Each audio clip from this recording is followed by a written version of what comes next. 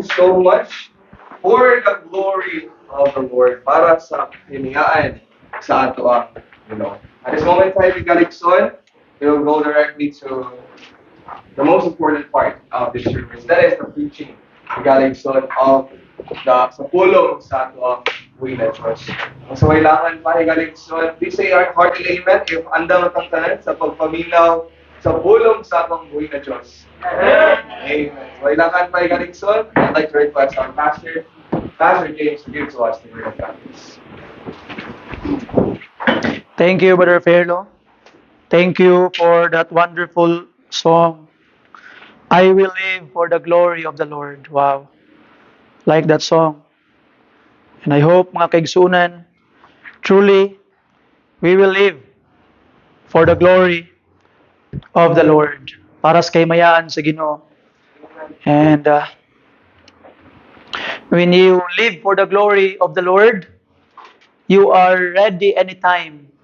Kanusaman mo balik ang Ginoo. Di na ka mahadlok na nagira sa Iran, ang IDF, Amerika, di na ka mahadlok na naigira dito. Kay, you know that you live for the glory of the Lord. Ang mahadlok lang sa pagbalik sa Ginoo, katong mga tao nga dili andam. Apan ang mga tao nga nagkinabuhi alang diha sa kaymayaan sa Ginoo, they are always ready. Right. Anytime you come, Lord. And in fact, not just ready, but they are waiting for the coming of the Lord. Not just waiting, but they are praying for the coming of the Lord. Amen. And I hope this morning we will truly live for the glory of the Lord. Your Bibles with me, please, in the book of Luke chapter 17, sa atong mga Bibles palihog. Luke chapter 17, mga kaigsuunan. The text that I will be using in the message karon is verses 28 down to verse 33. But I would like to begin reading, because this is relevant to the preaching of God's Word, ang verse 20, mga kaigsunan. So, let us begin reading from verse 20 sa atong mga Bible, and we will end sa verse 33. And if you are there, kindly say Amen. Amen. Please rise, manindog ta, to give reverence to the preaching of God's Word. Manindog ta palihog. Okay? The Bible says, verse 20, follow me with your eyes. Sundalan ko ninyo. Allow me to read the Word of God for you this morning. Luke chapter 17, verse 20. The Bible says, and when he was demanded of the Pharisees, when the kingdom of God should come, he answered them and said, the kingdom of God cometh not with what? Neither shall they say, lo here, or lo there. For behold, the kingdom of God is within you. Wow. Very important.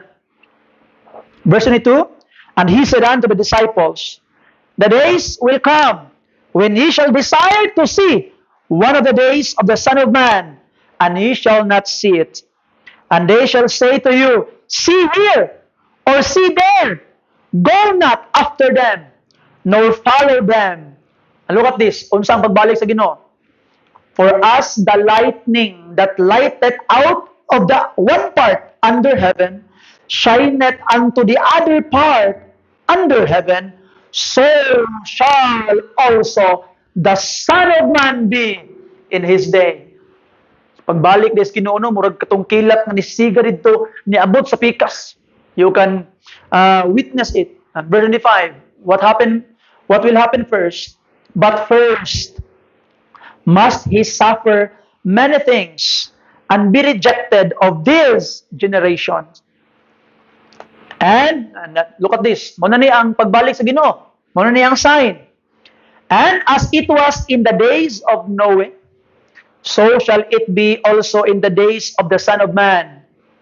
They did eat, they drank, they married wives, they were given in marriage until the day that Noe entered into the ark, and the flood came and destroyed them all.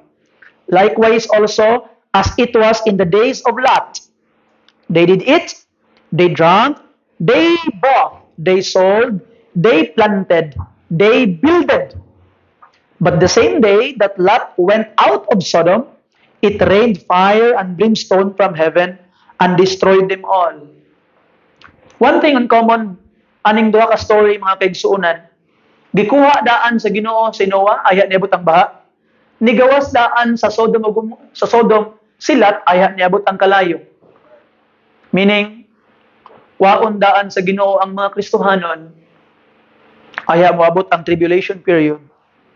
Verse 30, even thus shall it be in the day when the Son of Man is revealed. In that day, verse 31, he which shall be upon the housetop, and is stopped in the house, let him not come down to take it away. And he that is in the field, let him likewise not return back. Remember Lot's wife. Very important.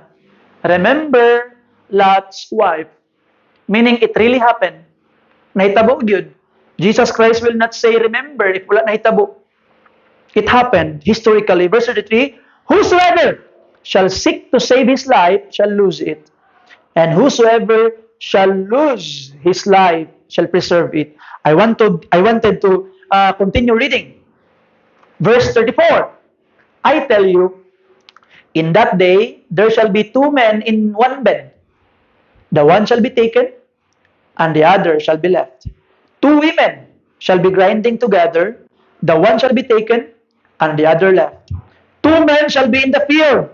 The one shall be taken, and the other left. And they answered and said unto him, where, Lord?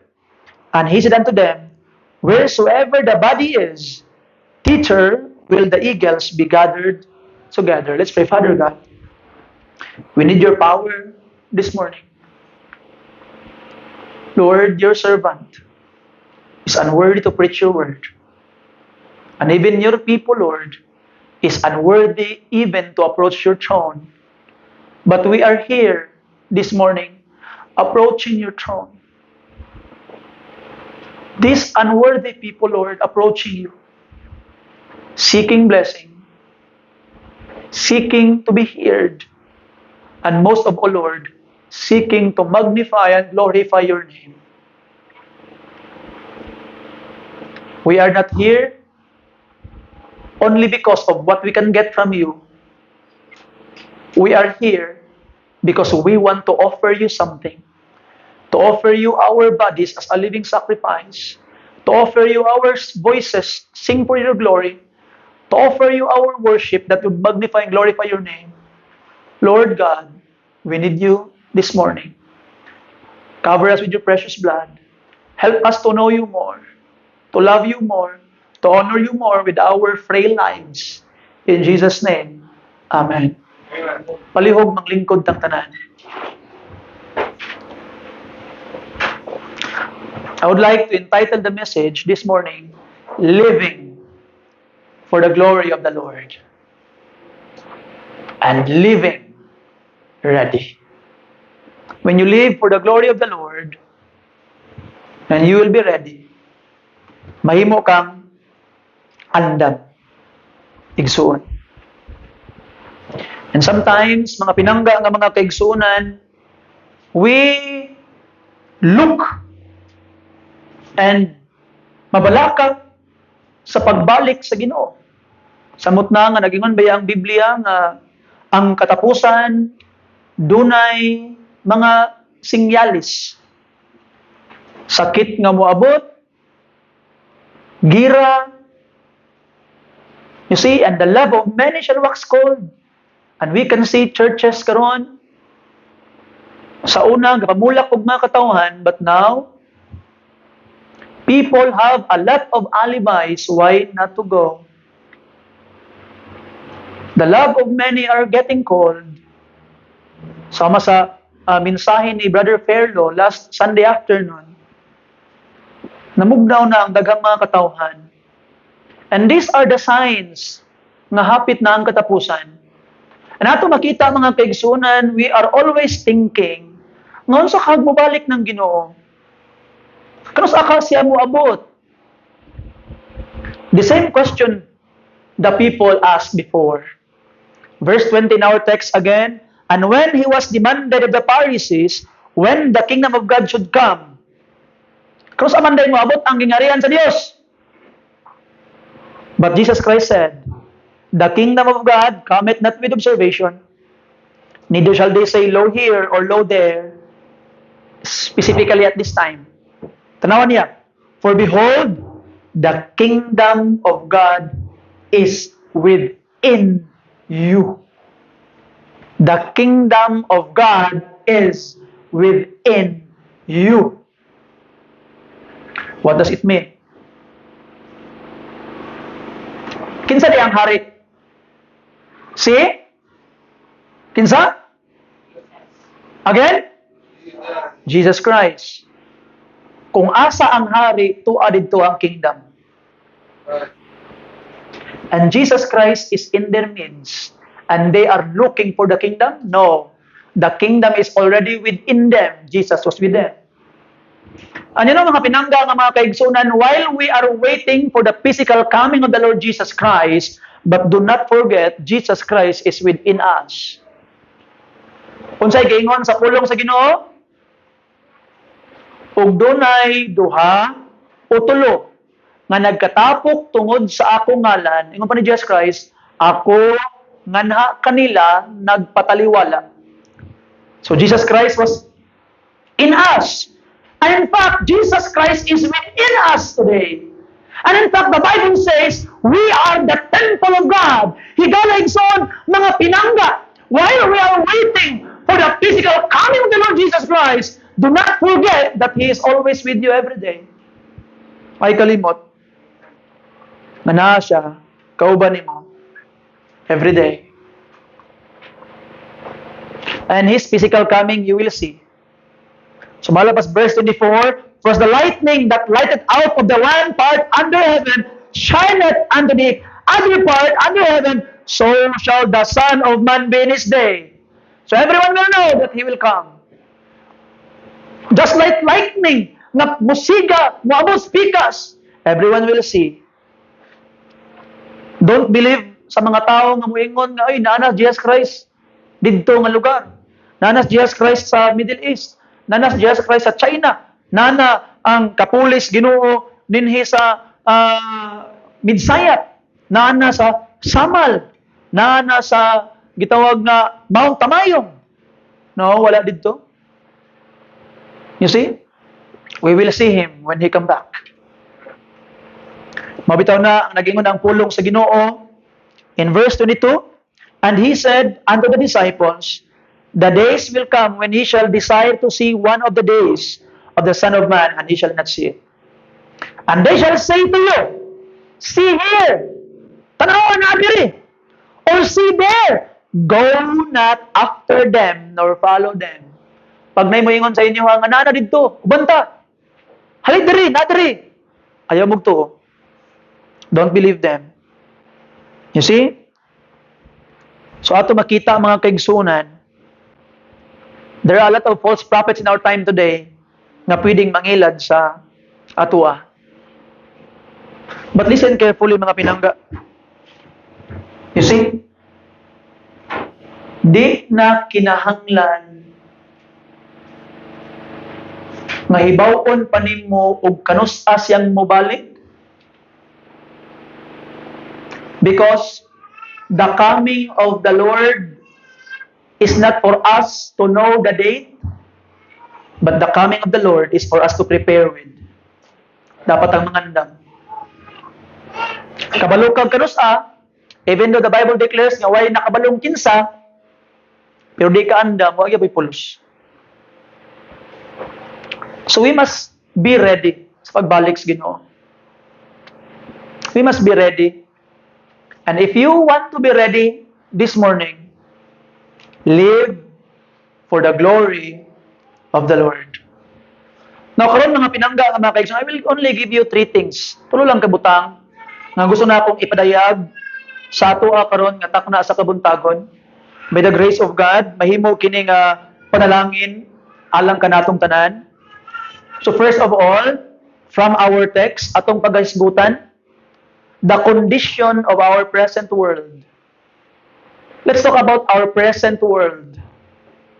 And the condition of the present world, gitagna kadaan ni Jesus Christ when he told these things to the people.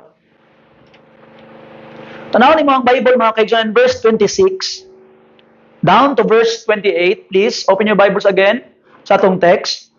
And us, meaning susama, pareho, so we could compare ang atong panahon karon og sa atong nasayran sa Bible sa panahon ni Noah. And as it was in the days of Noah, so shall it be also in the days of the Son of Man. They did eat, they drank, they married wives, they were given in marriage until the day that Noah entered into the ark, and the flood came and destroyed them all. Sa kuno ilang gibuhat? Igsoon, that's normal life. Normal life man eh. Di ba? Magminyo. Ano ni mo? They eat, kaon, inom, minyo, mao lang gibuhat.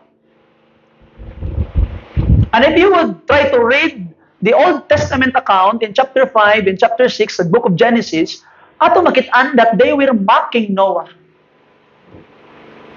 Katawaan las Noah. And you know, in our time today, many people are mocking preachers. Last Friday, nagsangyaw mi sa pulong sa Ginoo. Nag-share ko dog tulo ka mga batanon. Sa gawas, ado sa nay mga kuan, ay mga itong mga playground, ito mga exercise plaza. After them, pagsulod na ako, ang pinakaunang mga siguro mga lady in her 50s. Naglingkod doon sa kilid. Akong gi-approach, excuse me ma'am. Pag ingon, na akong excuse me ma'am. Tawo eh. Ay ma'am, sorry kay ma'am, sa disturbo, sinsya kaayo. Pwede ko manghatag lang ko sa imo ma'am. I gave him a gospel tract, her a gospel tract. Gidawat niya. Padayon migsangyaw. Pagpauli na namo, nakita na ko ang gospel tract, gilabay na dito sa pilit. Gilabay na niya. People are mocking the word of God today. Mocking preachers today. You see? Mabitaw na nga dagan sa ato nga dili gusto mag-uban og soul winning kay ngano man. Maulaw. Mahadlok. Pero kung gipakaulawan ka, gikatawaan ka, dapat kang malipayon ngano man nahitabo sa imo ang nahitabo kang Noah kaniadto. In the book of Matthew chapter 5 verse 10 tayo sa verse 12. Kung sakiton mo o biay-biayon mo sa mga tao, tungod ka na ako yung Jesus Christ. Pagluksos kalipay, pagmaya, kay susamang pamaagi ang ilang gibuhat sa mga balaang propeta. So ato makita mga pinanggang ng mga kaigsunan, they were mocking. But these are normal life, eating, drinking, buying, selling, planting, building. These are all normal life.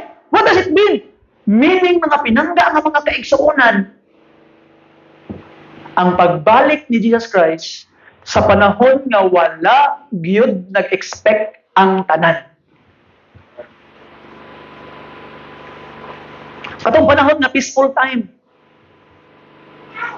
Naigira but rumors of war lang. You see? Kaya ang mga tao na basis pagminyo, magminyo ba ka, magpakasal ba ka o gagira? Hindi man siguro. So meaning, ato nakita nga kaigsuunan that in the most unexpected time, mabalik ang Ginoo. So you must be prepared. Naay duha ka klaseng klase nga trabahante. Kay mura man tag mga trabahante sa Ginoo.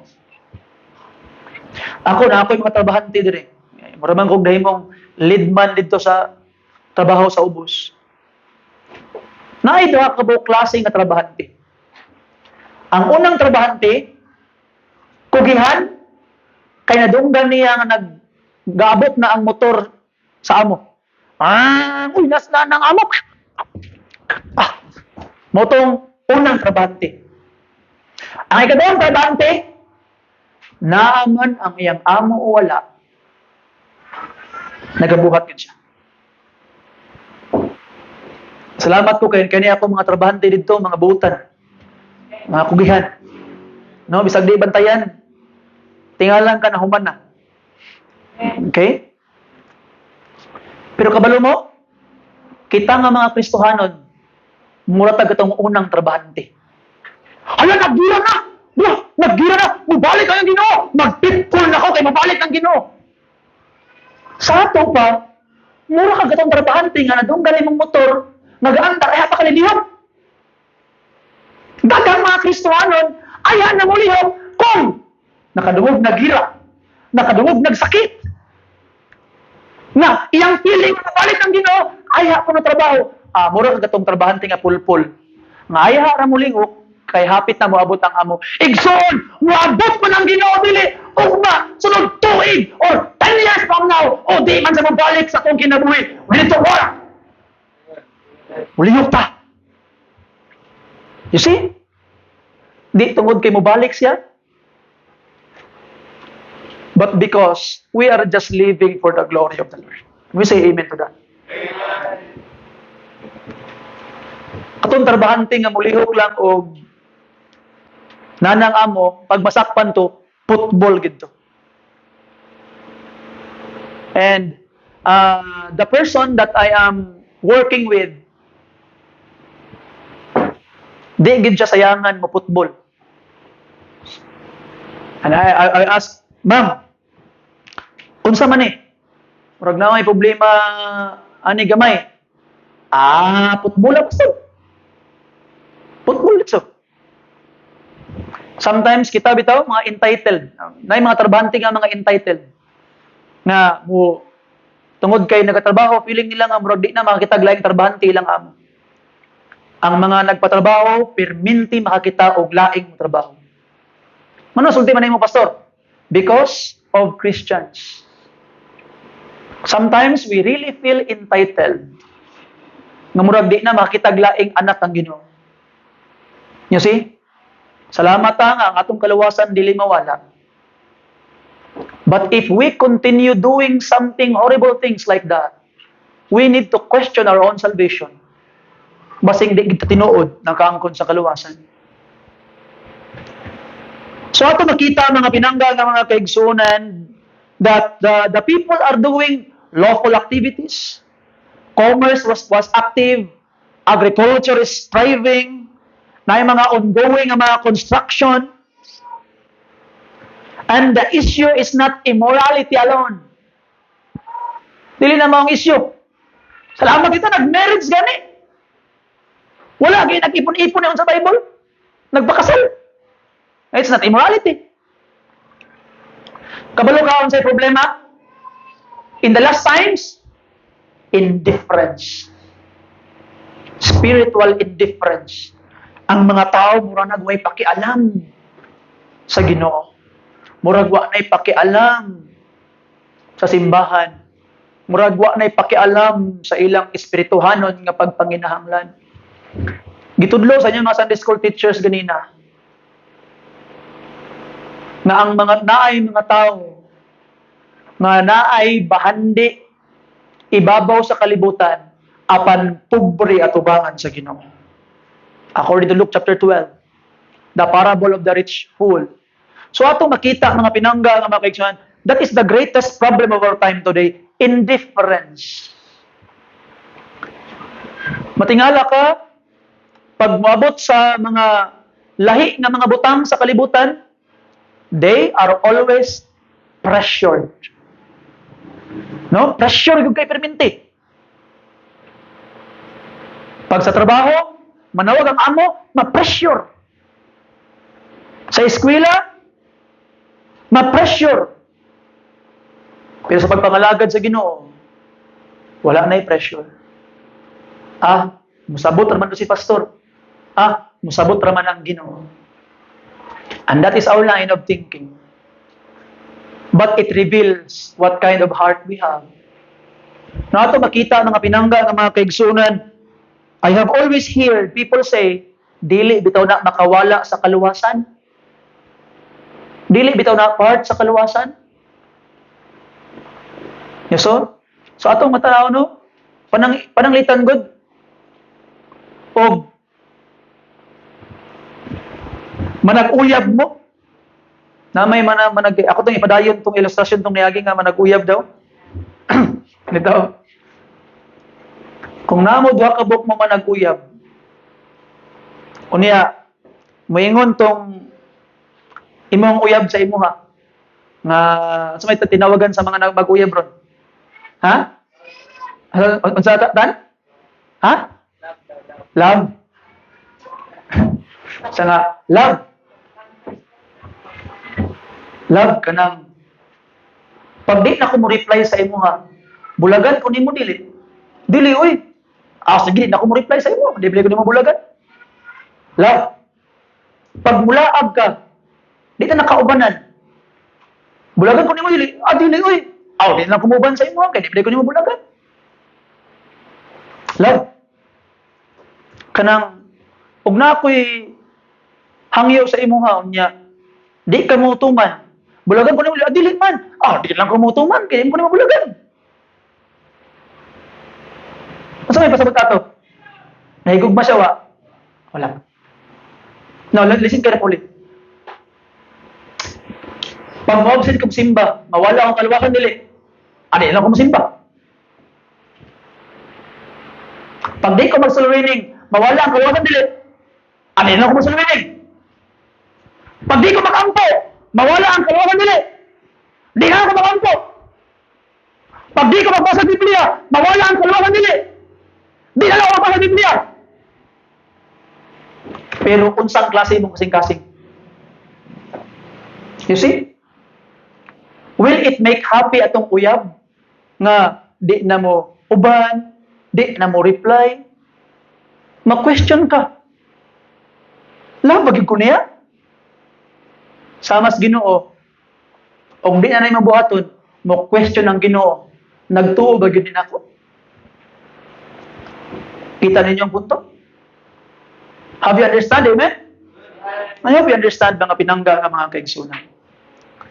And sometimes, the condition of our world today, we are busy, but not spiritually alert. Busy, but not spiritually alert. Na ginabuhat sa simbahan, pero ang kasing-kasing layo na kaayo. So don't be engaged in temporary pursuits. Itong mga pursuit nga mahanaw ra. Engage in eternal work. Nakakay balay, pag mamatay ka, kasi mo puyo. Di na ikaw. Mabitaw silang Abraham, bitaw, giinan si Ginoo. Ay no, pag himog balay, pag tuldara mo.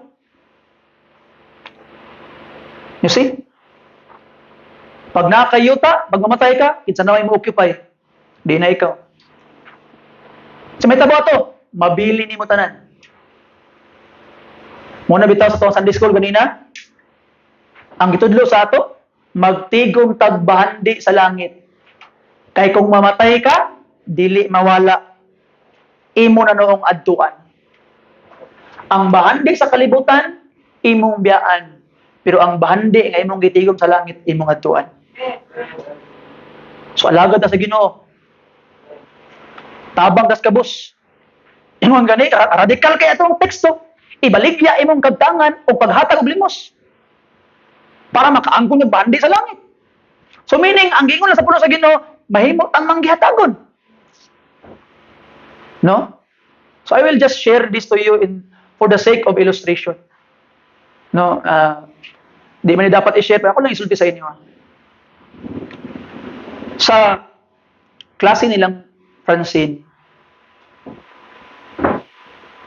di ba kay kabalog ka ni Ma'am Bio, pag graduation, na ay bayad sa sablay, magpait og itong dress, mo bayad sa decoration, kay gamay ra ang budget nga gihatag, kulang. Kung gusto mo bongga, picture-picture, ang mga ginikanan, depende sa ila, o muhatag sila o dili. Hatag, majority sa ginikanan, sabot, nga muhatag, hatag.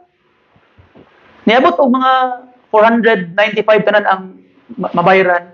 Apil tong sablay, apil, tanan na, 495. Naay mama nga wala nag-apil sa meeting. Nag-send siya karon og katong mga abogado nito. Ang memo ng DepEd ngayon, zero talaga. Zero collection. Pwedeng makulong murag isang one month man siguro. Og 3,000 man siguro to 5,000. 3,000 to 5,000 na multa og 1 month na kulong. Kapoy po 1 month. Kung naay maningil. Pagkahuman, ma'am, nagsabot naman good ma'am. Explain yung teacher, nagsabot naman good ma'am. Ngay nana. Nagsabot naman good. Ngay nana. Pulimahan na kasi post Facebook. And that person made an explanation. Di man good, transferi man good mi diri. Anya akong bana, nakulong. Ni nani, akong mga anak, may kwarta. So, as a person nga gitudluan sa Ginoo, bag-ulan ta nagwali itong mga niagi, that we need to be a blessing. Gantuan na mo ang gitawag na ilang teacher, ma'am, pwede ma'am nga ingnon nimo si Kuan. Ay lang igna nga kami. Ingnon nimo to si Kuan, na kami na mo bayad. We will pay for her para sa iyang anak. And we paid. Ngano man? Because ang atong Christianity, mga kaigsuunan, is not only in word. It must be seen in our action. You see? Kasi kita gwali nga, kinahanglan pa mahimong mangyatagon. And the question is, how would you apply that? You see?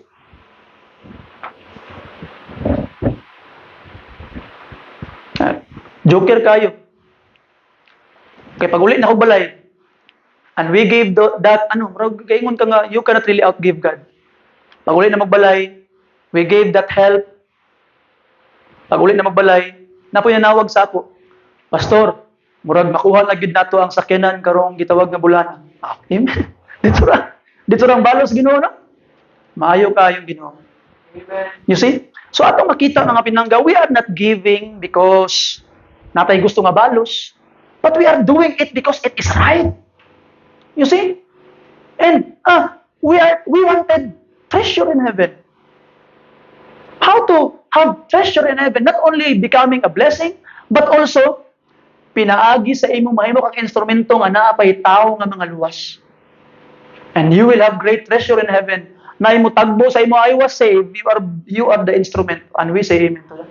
Amen. So igsoon, kano sa aman ta magsugod nga maghimo og bahandi sa langit. Yes, our world karon is seemingly normal. But actually, gapalayo kaayo sa Ginoo. Gapalayo kaayo sa Ginoo atong kalibutan karon. You see? And I hope by the grace of God, maningkamot ang mapaduol sa Ginoo. Number 2, mga kaigsunan, ato makita that not only we found the situation of our world, number 2, the certainty of judgment. The certainty of judgment. Gi-compare po diya, ang kinabuhi, gitawag na nilat, no? Ano ni mga verse 29, mga kaigsunan? 28, start. To 30, if you're there, say amen. Likewise, also, as it was in the days of Lot, they did eat, they drank, they bought, they sold, they planted, they builded. Nag-building, nagtanom, nag-farm, nag-construction, kumplito. Muna bitaw, nagtuog yung ko na mubalik si Jesus Christ, dili panahon sa gira, dili panahon sa grabing kasamok, mubalik Jesus Christ that everything is normal. Tanawa, nagtanom, nag-build, namaligya, nag-inom, Nagkaon. Hikaligsoon, kung nagira na, nagpatay na, you will not have time to drink, you will not have time to be married, you will not have time to sell, you will not have time to build, you will not have time to plant. So everything is normal? Outside, pero inside, abnormal. 29, but the same day that Lot went out of Sodom, it rained the fire of brimstone from heaven and destroyed them all. Even thus shall it be in the day when the Son of Man is revealed. So meaning mga kaigsuunan, the same day, tanaw ang Bible ha, the same day nga nagmalipayon, nagminyo, ang imong gitukod nga balay siguro, katunga pa, hapit na mauman. You see? Siguro, ang imong gitawag nga, ang imong minyo, hapit pa, minyo ulo na ka. Ang imong tanong, anihono na. Excited na kay ka. Kahit lang nibalik ang Ginoo, gikuha ang mga Kristohanon, di kaluwas, nabilin ka, abi ni makaharapis ka, niabot ang destruction, the Bible says. Nya lain da kay namidang peaceful bitaw kay imong paminaw, da kahit lang kagubot. Kapuya. So you must be ready. So how to be ready? Live for the glory of the Lord. I hope you will live, starting today, live for the glory of the Lord. Kaya naman, the judgment was sudden, it was decisive, and it was total destruction, mga kaigsunan. Kahit lang maabot. You see? There was no gradual transition. The same day nga niabot ang mga anghel dito sa lugar nila, the same day po niabot ang judgment. No extended warning after the final moment. Sa diha nga nigawas na sila, gikuha na sila, ninaog ang judgment. Sudden. Di nakakapanapo, di nakakapangandam kung last minute na. Hilig biya procrastination, no? Mo procrastinate. Namang go study nga ang mga procrastinator daw, mga genius daw. You see? Sumala pa nila, while that person was procrastinating, in the subconscious part of his brain, he was already processing all the information. And when the last time will come, the pressure will build up, and everything that he was building up in his mind will go out easily. Kuya, guys, study, no? Ang mga feeling genius po, magpalit-lit po, genius magkagit ako. Palit-lit po. O niya, pagkauman dayon, pag di nakapasa, si ma'am ang good ba? Madamay si ma'am. So ato nakita mga pinangga ang mga kaigsuunan. You can procrastinate sa imong eskwela.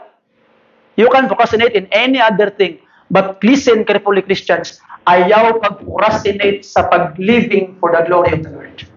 Don't do it. Ayaw ingna nga ayaw na ako mag-faithful sa diha nga inani na ayaw na ako mag-faithful sa pagsimba sa diha nga maayo na akong kinabuhi, nakatrabaho na ko, nakahuman ako sa diha nga maminyo na ko sa diha nga anak ko anak ayaw na ako mag-faithful. No, Ingalingson, today is the day that you must be faithful, and we say amen to that. Amen. Don't wait for easy days, it will not come. Don't wait for another tragedy para magbago ka. Maybe the last tragedy was your last. Last chance na siguro to. See? So ato makita mga pinangga ng mga kaigsunan. Sudden ang pagbalik sa Ginoo. Di na ka pwede mag-procrastinate nga tayo sa Ginoo. Ako lang humanon Ginoo, mag-faithful na ko Ginoo. Muabot na sa kalit. Wa ka nag-expect. So karon pa lang daan nga dugay pa siyang muabot. Kung dugay pa man galing, pag kinabuhi na alang sa kayamayan sa Ginoo. God's mercy delays judgment. According to 2 Peter chapter 3 verse 9. 'Di ba? Na-delay. He was not willing that any should perish, but that all should come to repentance. Ingon pang pulong sa Ginoo. Na-delay. Kaya nga naman, gusto sa Ginoo nga mabalik pakas pag ginulusol. God's mercy delays judgment. But remember this, God's mercy will never cancel it. Dili makancel sa iyang kaluyang judgment, it will come. Madelay lang. See? So mga pinangga, mga kaigsoon, mga Kristohanon, we must live right atubangan sa Ginoo for the glory of the Lord. And kita mga Kristohanon, preach urgently. Sure, nagugka ka nga, imong mama naluwas na, imong papa naluwas na, imong igso naluwas na, imong silinga naluwas na. I know, di pa ka sure. Do something about it. Do something about it. You see?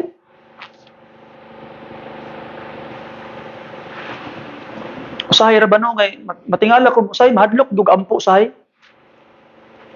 Mahadlok dug ko. Muna nga usahay no. People are coming to me, Pastor. Please i-pray si inaning ma-save siya, Pastor, mabago na, Pastor. Usahay mahadlok dug po. You know why? I tried to kneel down to God for how many nights? Hangyo sa Ginoo, Lord. Do something, Ginoong Dios. Save that person. And most of the time, ma-save lagi ang tao, pero tragedy will first come. Kayo sahay, ang mga tao, mga kaigsunan, maabre lang ang dalunggan, nga maminaw sa pulong sa Ginoo, if tragedy will come. And sometimes, God needs to send tragedy sa imong kinabuhi, ay ka maminaw sa pulong sa Ginoo. And that's problematic. That's why, manabog ko, patay. Mupray na bugwan eh. Sana bug kayo mahitabo? Because I expect God will answer prayer. And I expect God will answer prayer in His way, not in my way. In His way. So mga pinangga nga mga kaigsunan, I hope kitang tanan, don't wait for tragedy before you will listen to live right. Atubangan sa Ginoo. So pray fervently, witness faithfully, disciple people in our discipleship man. Get them prepared, mga pinangga nga mga kaigsunan. We are not called to predict the day. We are to prepare for it. Mangandam ta mga pinangga nga mga kaigsunan. And this is where many people are mistaken. I know a lot of people nga sige kwinta-kwinta, ihap-ihap, 300 year, 3 years is equal to kani 900 1060 days. Inani Pastor, sa November 25 sa inani nga date, sa inani mobalik ng Ginoo, Pastor. Kanong kabalunan ka? Gikwinta na ako sa Book of Daniel, sa Book of Revelation, ino do 78th week mo gid ni gawas. You are not called to predict when. You are called to prepare. And how to prepare? Live for the glory of the Lord. Sa mga pinangga nga mga kaigsunan, there will be judgment. Mauna nga, we must really prepare. Now, last point, number 3, and last point mga pinangga nga mga kaigsunan. Not only we have found that there is certainty, so ato nakita ang situation nato karon, ato nakita nga sa tong situation karon, certain kayong judgment, and because certain yung judgment, number 3, the necessity of undivided obedience. Gikinahanglan gid nato ang undivided obedience mga pinangga nga mga kaigsunan. Now, sa atong text, atong tanawon, balikan nato mga pinangga. Unsa ang giingon sa pulong sa Ginoo? Verse 31 and 32. In that day, anang adlaw, he which shall be upon the housetop, and his stuff in the house, let him not come down to take it away. And he that is in the field, let him likewise not return. Remember, Lot's wife. What does it mean? Kung mubalik na ko ng Ginoo, naka sa housetop, kanang housetop kani adto, ang ilang mga balay, mga rooftop, na hagdanan, skilid.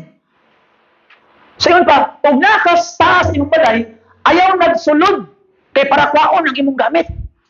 Ug naa ka sa imong uma ay nag-uli para kwaon imong gamit. You see? Unsay meaning ana? undivided obedience, meaning di nakasayangan kung unsa ang imong mabiyaan. Remember, Lot's wife, gisayangan siya sa iyang nabiyaan, nilingi siya. What happened to her? She became a pillar of salt. Naipastor ng utana, unsay pangalan sa asawa ni Noah? Si Grace. Because Noah found grace in the eyes of the Lord. Sa pangalan sa asawa ni Lot? Si Pilar. Because she became a pillar of salt. Kuya, puning. Pero dito tinuod ha. Basing muna na inyong answer sa Bible question. Pag na pangutana ha, maulawan ta. But going back mga pinangga, nga naman nga nahimo siyang pillar of salt. Kaya itong gayon ni Jesus Christ, ug naka sa housetop, ayaw nagsulod para kuhaon imong gamit. Meaning, ayaw nakasayangi. Sagday na to yung mga bilin. Tagbo na sa Ginoo. Tukas uma. At isa-isa, akong iPhone 17 to gi-charge ba to? Mabalik sa ako. Kay, para pagsakaw sa langit, mag-selfie-selfie ko. Ano ba? Base niya og balikan pa ninyo inyong iPhone 17? Murag wa may naka-iPhone 17 sa tuloy, mga pobre man ta. Okay? Bibo lang, ug mingaw. You see? Akong iPhone dito, ako itong balikan, kay gi-charge pa to. You see? Taysa, ang ako ang credit card. Di na magamit sa langit. So, dapat undivided ang ato ang attention. When Lot's wife was going out from Sodom, nilingi siya. Kaya nga naman, gisayangan siya sa iyang dating kinabuhi, gisayangan siya sa mga butanga iyang nabilin. When you put your faith to God and obey Him, give Him your full. You see? Ang nahitabo sa asawa ni wife ni Lot, he escaped physically. He obeyed outwardly. Di ba? Physically, nakawa ko siya. Outwardly, ni-obey siya. But look back longingly. Nibalik siya. Longing yang pagtanaw balik. Grabe. Sayang nga ito eh. Her body left Sodom, but her heart remained there. Basing nasa tuwa karon diri, your body left the world, but your heart was still buried in the world. So, give your heart to Jesus. Nya kabalo ka no? Kung ako pangutanon, as I have read ang kinabuhi ni Lot ganina to make that story fresh in my mind, makaingon ko, Lot was also to blame. Angay pud basulon si Lot. Nga namang angay man basulon siya. Open itong Bible, Genesis chapter 19. Genesis chapter 19, mga pinangga. Unsa man ang nahitabo day kang Lot, if you're there, say amen. Verse 12, if you're there. Antod sa verse 16, the Bible says, and the man said unto Lot, katong mga angels, hast thou here any besides, son-in-law, and thy sons, and thy daughters, and whatsoever thou hast in the city, bring them out of this place. Panghawa naman. For we will destroy this place, because the cry of them is waxen great before the face of the Lord, and the Lord hath sent us to destroy it. And Lot went out, and spake unto his what? Which married his daughters, and said, up, get you out of this place, for the Lord will not destroy this city. But he seemed as one that what? Ikatuan siya.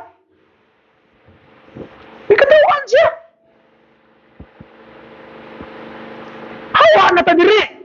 Uban mo sa ako. Kaya ang Ginoo, gubuning siyudad. The Bible says he was not by his son-in-law. Katawan siya. Ano katawan lang siya? Kay inconsistent ang iyang kinabuhi sa iyang mensahe. Mura kag kadtong simba ta. Pero kung kamura mag-uban, sig pamalikas. sigpaklibak, sigpakdaot. Ngalan sa iyang papa, nga taga-impirno, perminti, ang iyang isulti, YAWA. Tama gano'n sa Bible, kamo iya sa inyong amahan nga mao ang iyaw nga. O ang mga pangibog sa inyong amahan, mao yung pagabuhaton, Juan 8:44. And when you invite people to church, katawaan ka. Ma, simba ta ma, para maluwas ka. Di kay ka masugog o plato. Moingon kag simba. Unsa may natapang sa imong simbahan. Wa man ka nabutan. Nisamot man kag ka taas og sungay. Mao na pag mangitay ka katawaan ka. Kay way nahitabo sa imong kinabuhi. Mao na mahitabo sa kang gitawag nga lat. Gikatawan siya. Sa ato ba? He was also to blame. And what happened? Verse 15. And when the morning arose, and the angels hastened Lot. Gi-hasten meaning, gi-apura. Pagdali na mo. Saying, arise, take thy wife, and thy 2 daughters. Kaniyang babae nga anak, muna sila katong mga virgins. So, dalaga ning duha. Sa ato ba sila dagang anak, di lang kay duha. Katong ubang anak nila, mga minyo, na si duha kabuk anak na dalaga. May nauban niya. Which are here, lest thou be consumed in the iniquity of the city. And now, verse 16.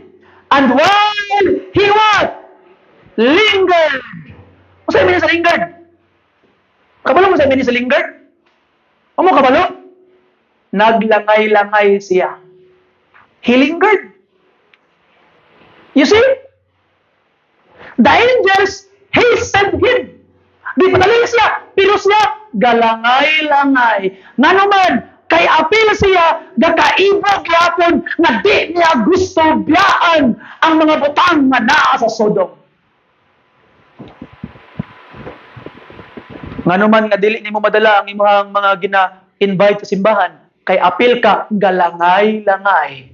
Wa pagyud nimo totally gibiyaan ang kalibutan. Wa pagyud nimo totally gibiyaan ang imong daong kinabuhi. You still linger between 2 opinions. If you obey God, obey Him 100%. If you won't, then don't. You see? He lingered. Naglangay-langay siya.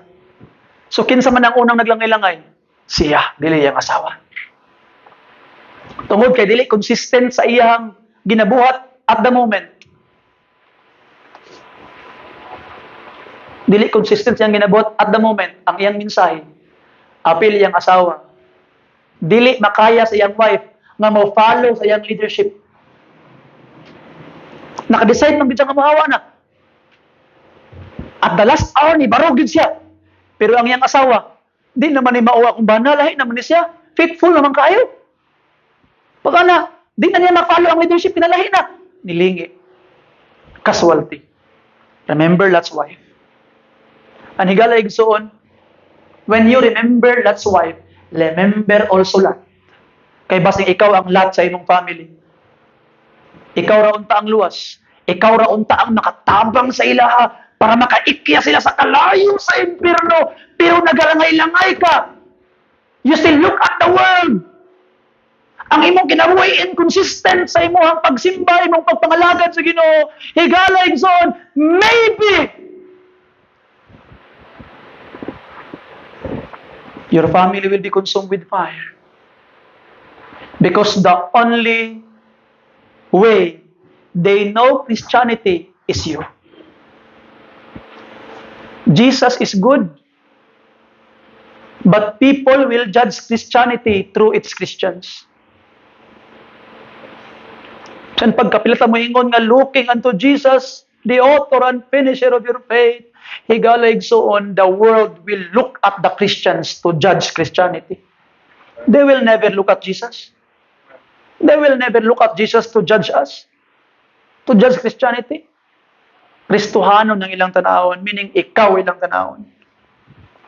So mga pinangga, mga kaigsunan, don't give your divided, loyal attention sa Ginoo. Don't give it. Give your whole. Let your body left the world and let your heart be buried in heaven. And we say amen to that. Amen.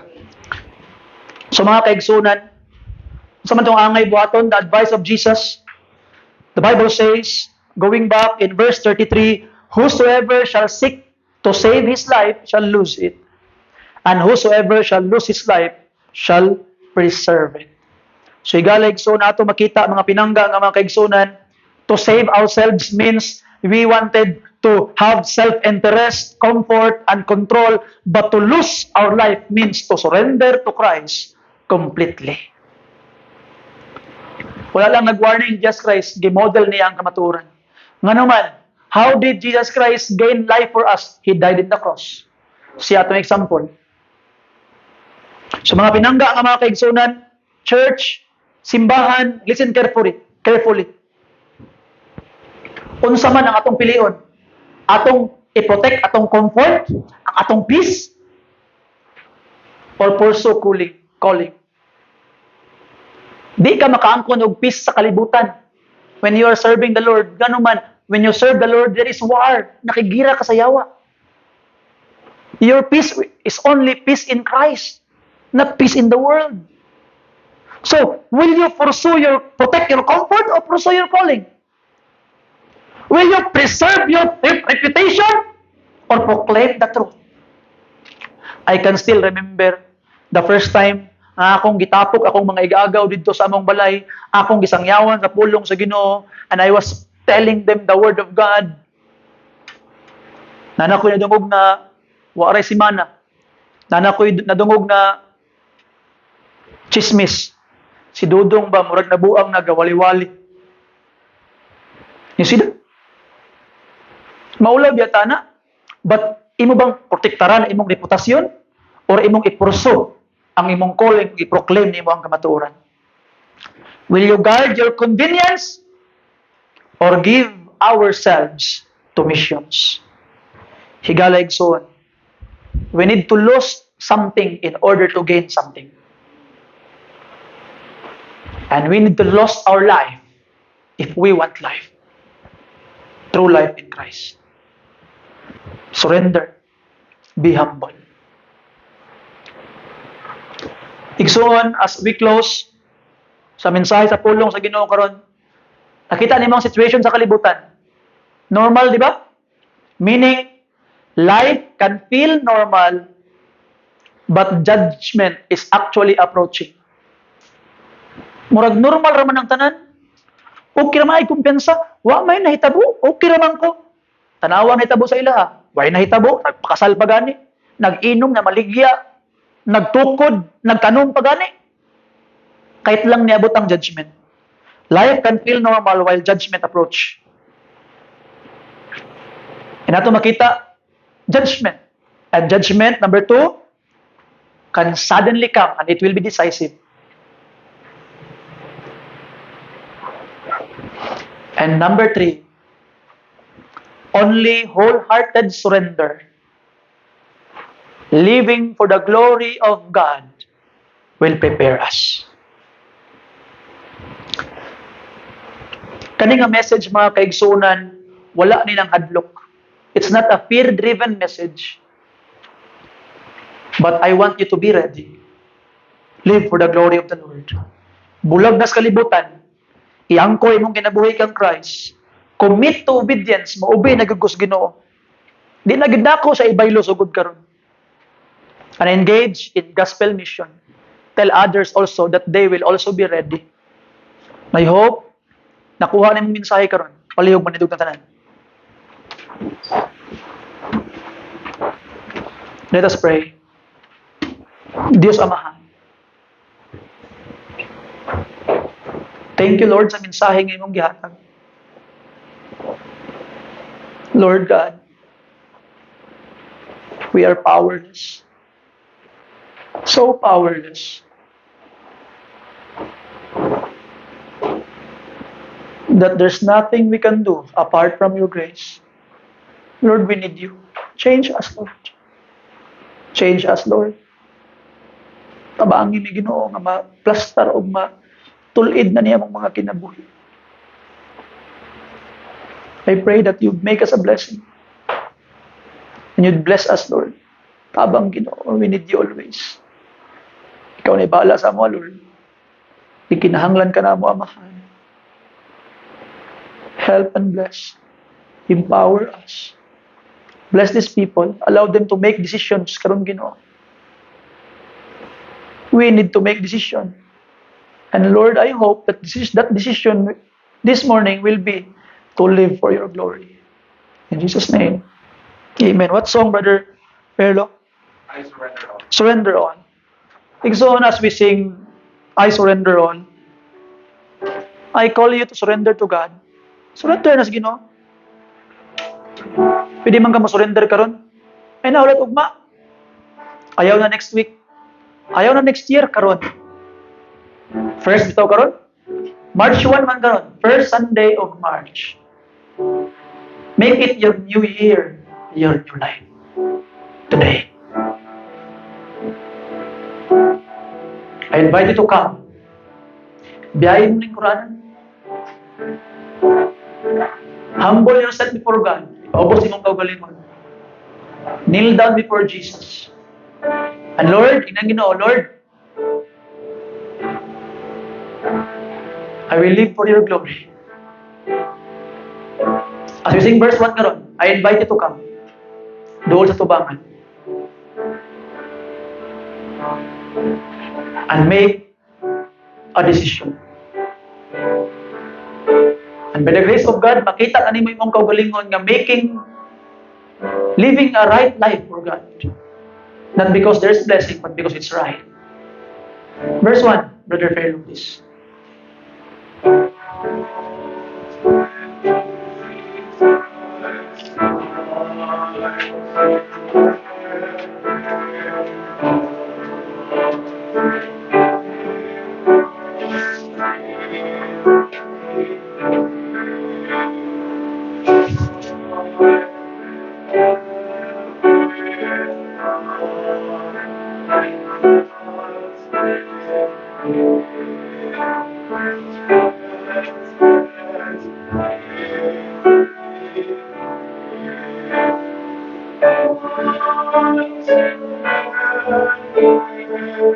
Surrender.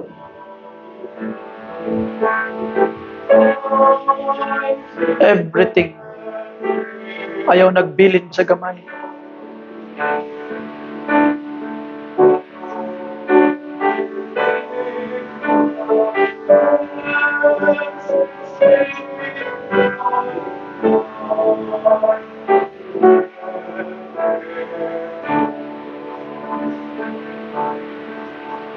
As we sing verse 2, mga pinangga, pour out your heart to Jesus.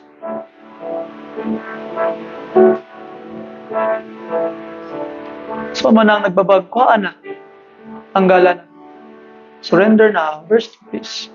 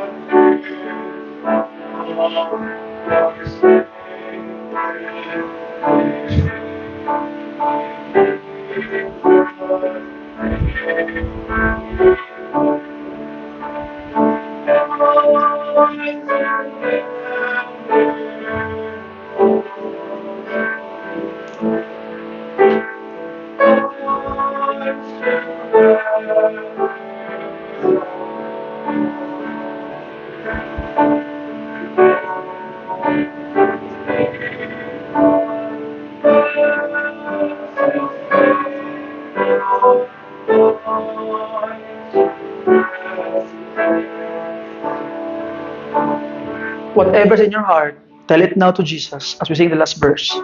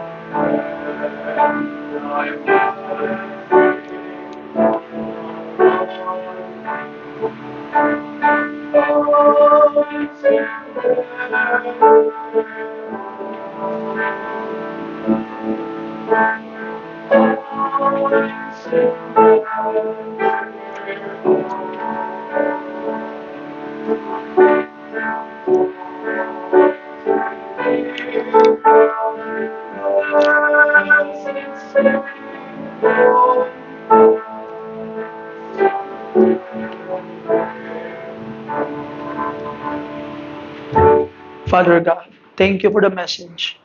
Thank you for your people. And thank you for the decisions. I pray, Lord, that all of these prayers and decisions made this morning, hallow it, Lord.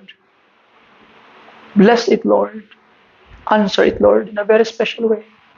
Empower them, Lord, nga mahimong matuman na mo, Ginoo, ang mga butang among gisaad by your grace. Grabe, Lord. Pati ang among effort para sa imo. Kusog yapon nga gikan sa imo ang among gigamit para mahimong matuman. But Lord, we are willing to do it to humble ourselves because we know we are powerless apart from you. Thank you sa imong kaayo, imong gugmalang kanamo. Bless and empower us. Guide and bless us in Jesus' precious name. Amen and amen. Thank you and God bless you. Please shake your hands one another.